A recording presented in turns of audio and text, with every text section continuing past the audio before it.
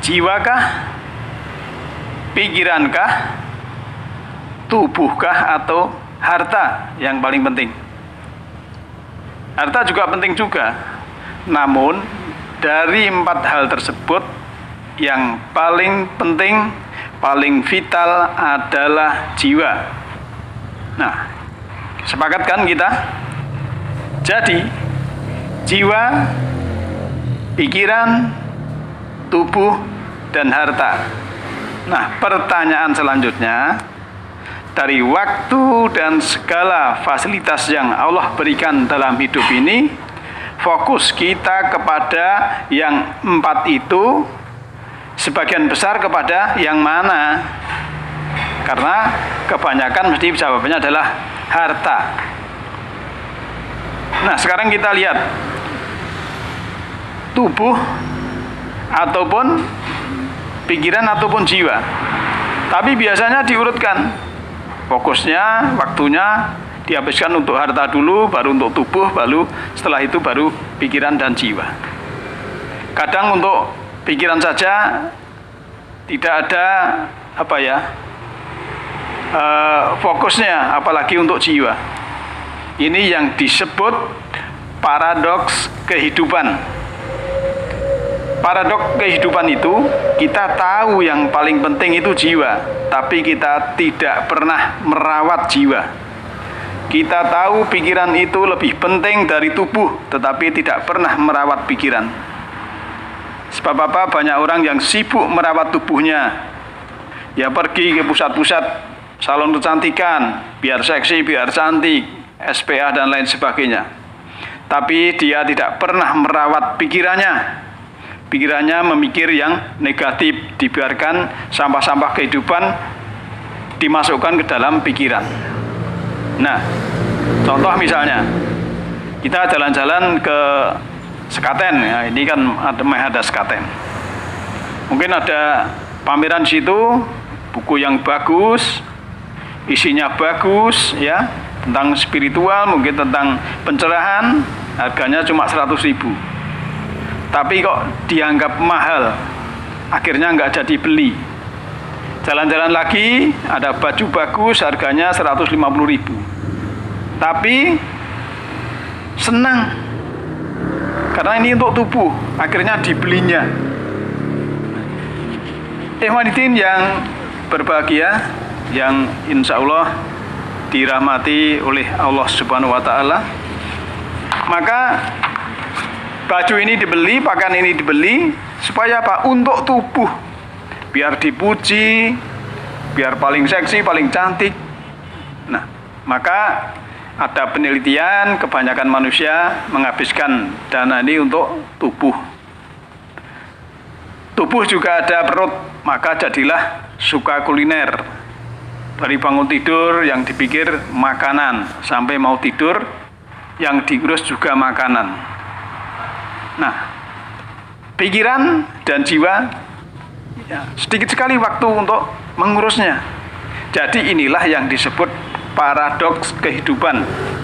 Padahal semua orang paham, tahu kalau tubuh ditinggalkan jiwa, maka tubuh ini tidak berharga lagi. Namun sayang, kebanyakan manusia tidak mau merawat jiwanya. Orang pasti sadar kalau tubuh itu ya paling 70-90 tahun bersama kita, dan jiwa akan terus bersama kita, dan jiwa terawat maupun yang tidak terawat itu akan menemani kita terus sampai kita dibangkitkan. Maka di dalam surah 57 ayat 12 itu, jiwa yang beramal soleh akan bercahaya dari mukanya dan dari kanannya, karena selalu dirawat. Nah, ikhwaniddin yang berbahagia, maka kita juga harus merawatnya, karena jiwa itu adalah abadi. Ya, jujur mari kita lihat waktu kita untuk harta, perhatian kita untuk harta, untuk yang di luar diri kita, itu kan sangat luar biasa. Padahal Harta kalau orang sudah di rumah sakit itu tidak dibawa. Mungkin sudah punya rumah bagus, mobil mewah, makanan enak, itu ya tidak berguna lagi, karena yang pentingkan supaya dia itu sehat. Kalau kita juga jujur, ternyata harta itu lebih banyak menyita waktu kita. Manusia masih saja fokus mengumpulkan harta, padahal harta itu kita kumpulkan sesuatu yang akan kita tinggalkan, kecuali yang kita infakkan, yang kita sedekahkan ya, untuk fakir miskin, untuk anak yatim dan lain sebagainya. Yang selain itu kita kumpulkan siang malam, ya hanya kita tinggalkan. Maka seharusnya kita memandang harta bukan sebagai tujuan, tetapi alat untuk mencapai tujuan. Nah, ini tentang harta. Dan tadi ada pertanyaan bahwa kita fokusnya waktu kita habis berapa jam untuk harta. Yang kedua, tubuh. Ini juga menyita waktu dan biaya, supaya tampil perlente, tampil prima ya, beli pakaian ini, perhiasan itu supaya cantik ya. Kalau supaya dihormati, ganti kendaraan, mungkin yang tidak mampu, belum mampu juga kredit dan lain sebagainya. Pertanyaan berikutnya ya, setelah itu untuk pikiran, berapa banyak waktu dan investasi dari harta kita untuk pikiran? Mungkin ada kajian yang mencerahkan, kita cuek saja. Ada kajian online tentang petunjuk, tidak mau, malah pilih style nyanyian, karaoke, sinetron misalnya. Padahal kalau kita mungkin keswalayan yang tidak dibutuhkan saja, kadang dibeli. Yang tidak kita ingini kadang dibeli. Maka kadang pikiran ini kan bisa merana. Sebab manusia itu lebih suka merawat yang kelihatan, tetapi tidak tertarik merawat yang tidak kelihatan. Padahal kita tahu ya, pikiran dan jiwa itu harusnya nomor satu.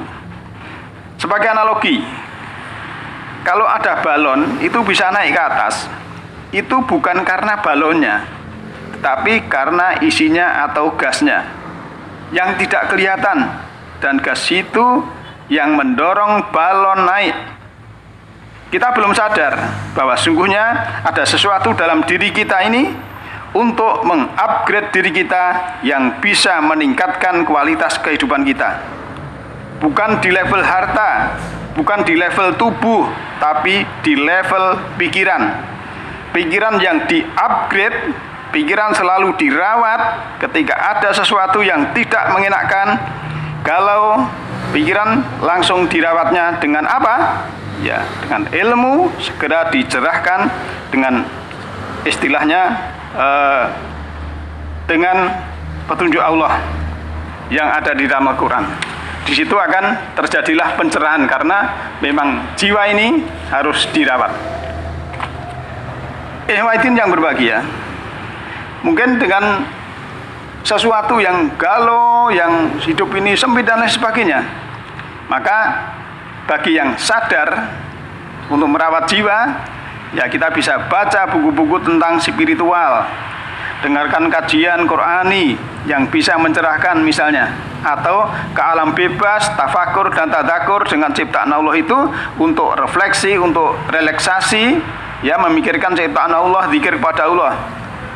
Sebab berapa banyak di antara kita yang tidak peduli dengan pikiran, terus mengikuti hawa nafsunya. Harusnya kita mengikuti kajian spiritual supaya apa? Ya, supaya kita dapat pencerahan. Nah, sekarang menginjak yang keempat, yaitu jiwa. Tadi sudah kita bahas tentang harta, tentang tubuh, tentang pikiran. Nah, jiwa ini kadang orang itu boro-boro merawat jiwa. Kadang ada orang tahu jiwa saja, itu tidak tahu fungsinya jiwa juga.